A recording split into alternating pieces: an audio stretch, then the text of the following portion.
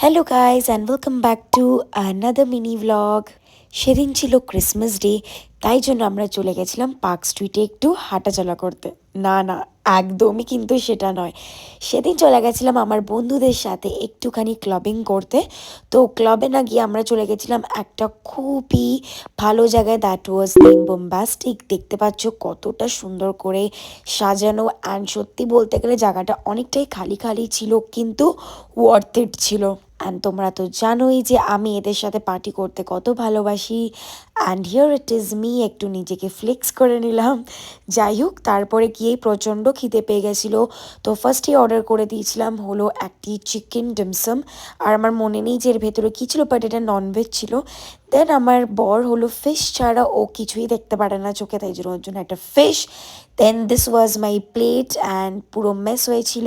আর এই যে আমার বান্ধবী, এখানে আমরা কিন্তু সেদিন অনেক মজা করেছিলাম।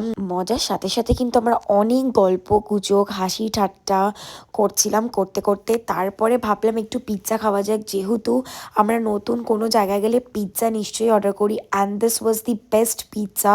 সত্যি বলতে গেলে নেপোলিয়ান স্টাইল ছিল, আর সত্যি পিৎজাটা খেতে খুবই দারুণ ছিল। And see the cheese pull guys, it was like so tasty.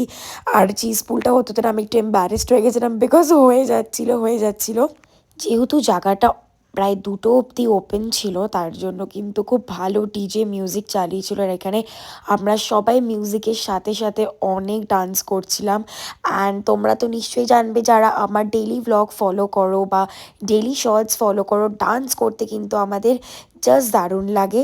তারপরে সব কিছু হয়ে যাওয়ার পরে আমরা একটু ফটোস অ্যান্ড ভিডিওস করে নিলাম। অ্যান্ড অবশ্যই আমাকে জানিও এই আউটফিটে আমাকে কেমন লাগছে। অ্যান্ড এইটার get ready with me already upload হয়ে গেছে, অ্যান্ড ড্রেসের লিঙ্কও ওখানে দেওয়া আছে। দেন ওখান থেকে আমরা বেরিয়ে গেছিলাম প্রায় 2:30-3টে নাগাদ। অ্যান্ড পার্ক স্ট্রিট থেকে আসছি, তো পার্ক স্ট্রিটের একটু গ্লিমস নেব না, এটা তো কোনো দিনই হয় না। তো ওখান থেকে আমরা গ্লিমস নিয়ে কিছু ফটো তুলে, আমাদের প্রচণ্ড খিদে পেয়ে গেছিলো, তো তার জন্য ভাবছিলাম এই 3টে-4টের সময় কি খোলা থাকে।